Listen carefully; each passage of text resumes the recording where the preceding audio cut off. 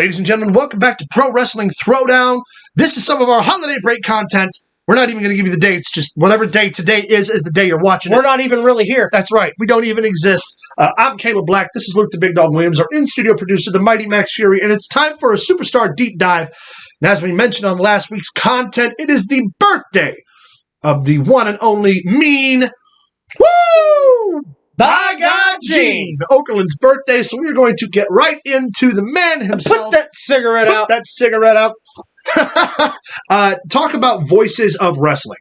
Everybody always mentions, obviously, Bobby the Brain Heenan, Gordon Soley, Jim Ross. Those voices are synonymous with Gorilla Monsoon, Jim Cornette. The list goes on and on and on. But the greatest in-ring interview personality in the history of wrestling is arguably none other than the man himself, Mean Gene Okerlund. Well, the thing with Mean Gene is you ask about Mean Gene, you're like, oh, he's one of the greatest announcers of all time. What a lot of people fail to realize is that he was never on a headset. No. Like, he was a legit everything stickman. From the hip.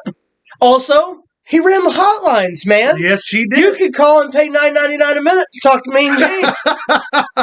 Some people would. Somebody had to fuel his alcohol problem. That's what I was saying. Other fun fact about Mean Gene Okerlund. Drinker among drinkers. Man by ladies, man. Ladies. Oh, yeah. Was Mean Gene Okerlund a ladies man? Oh, yeah. Came to the WWF. I think he's sexy, really. Came to the WWF along with Hulk Hogan and Mouth of the South Jimmy Hart after having left the AWA. I think Jesse Ventura also came along and a couple other people. Yeah. But the main stars, obviously, in that acquisition were Hogan, were Mean Gene, were Jimmy, were Piper. Actually, and fun fact, the Hulk Hogan in his deal said that if he was to sign, Mean Gene had to be his guy. He was his guy. That's why he went to WCW as well. Yes. Left the WF to go with Hogan. Can't blame him. Some of the most memorable moments on TV. Man. So many great... Put that cigarette out. So many great interview segments. So many great opportunities to Mean Gene. First of all... kudos to this man and his professionalism. We went back the other day and watched some Ultimate Warrior promos, some Macho Man Randy Savage promos. Mean Gene Okerlund, during the height of the cocaine era, cocaine and steroids. Think of the guys that he interviewed. Managed to keep a straight face while some of these guys were just saying the most incomprehensible bullshit. Yeah, this close to his face. and towering over him. One of my favorite ones. Well, I mean, he broke, but never on TV. One of my favorite ones was Macho Man and Elizabeth. We watched it last week. Macho Man and Elizabeth. And Mean Gene, Macho Man. Ask her a question, Gene. Well, last week you told me you want to ask her a question. It's fine. Wait a minute. You wouldn't give her that flower now, would you, Gene? No, Macho. I wouldn't do that. Yeah, you know why you wouldn't do that. You know what would happen. Do you know what would happen? Question time's over. Yeah, oh yeah. Fantastic. He's like, it's almost like the Conan, give it a touch. That's enough. Yeah, fantastic. Yeah. One of my favorite is him dancing with, was it the Gobbledygooker? Yeah. And going to run the ropes and hits the bottom rope, trips. Fantastic. Mean Gene was somebody like, people like Justin Roberts, who are fantastic. Yeah. Tony Chimmel. Sam Roberts. Several of these interviewers backstage. Yeah. Michael Cole, the coach. They were good, but they were not Mean Gene. They were no Mean Gene. No. I know Mean Gene, and you, sir, are no Mean Gene. Yeah, for sure. And also, one of the most interesting things for his longevity and his experience in the business was one of the only personality guys never in the office. Yeah. Never worked in creative. Yeah, it was a legitimate just a stickman, and made so much money just being the stick guy. But think about this. You had to have remember, this was at the period of time as well when it was presented as a legitimate sports background. Yeah, where you had commentators calling the match, and then you had the interview personality having the conversation either at the set or at the desk. And Mean Gene was always that focal point because, number one, he's the most reliable. Number two, his voice is just indiscernible. For sure. Also, you also got to realize that no one ever laid their hands on Mean Gene. No. Not once. I don't think I've ever recall having the NWO didn't do it. Take a bump, actually. The NWO didn't do it when they had all the wherewithal in the world to do it. The NWO never put their hands on Mean Gene. You want to talk about the sympathy you could have got Mean Gene Okerlund for whatever babyface was fighting that heel. I mean, good Lord. I also don't remember I ever saw Mean Gene ever like throw a punch or interfere in a match or anything like that either. Do you? He had one wrestling match back in the 80s where Hulk Hogan was training him to wrestle, and I can't for the life of me remember who he actually got in the ring with. It was nothing spectacular. It was just a gimmick. Not, yeah.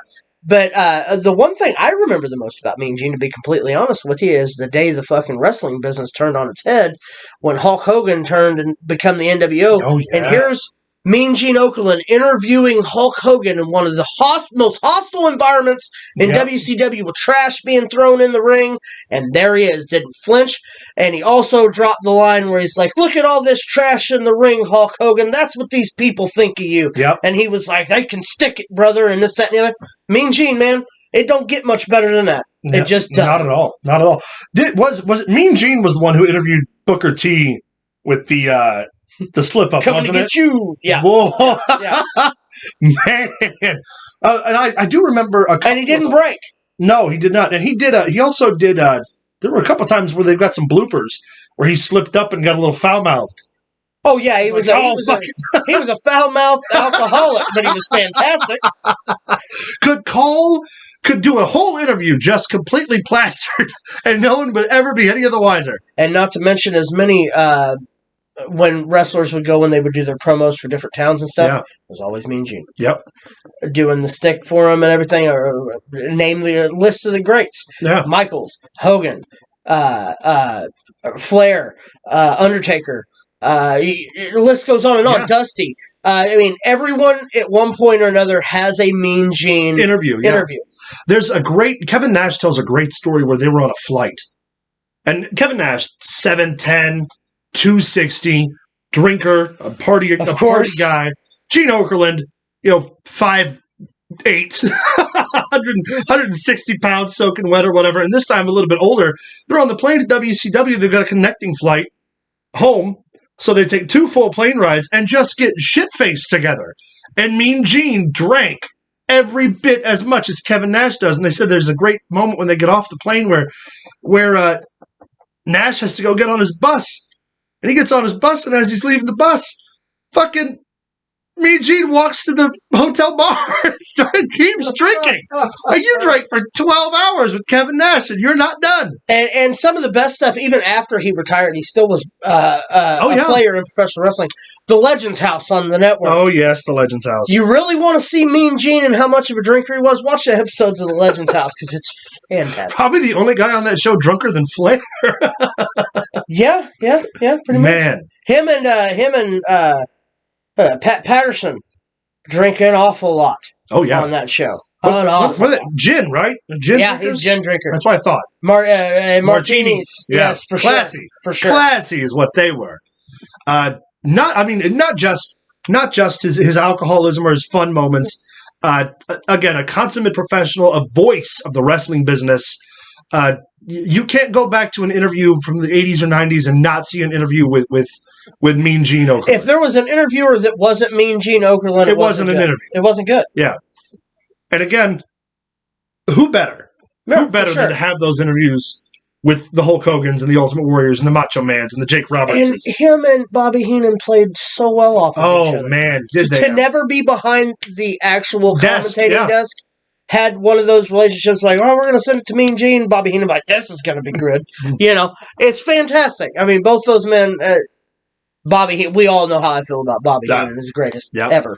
But Mean Gene, man, when we lost him, it was sad. Yeah. It was like a piece of your childhood dies. Yeah. You know what I mean? In the perfect wrestling world, doing the intros is Howard Finkel. Doing the interviews is Mean Gene Okerlund.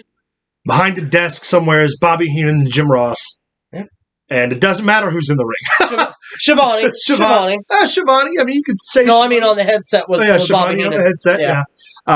Rest in peace. Happy birthday. One more time. Mean Woo! By God, Gene!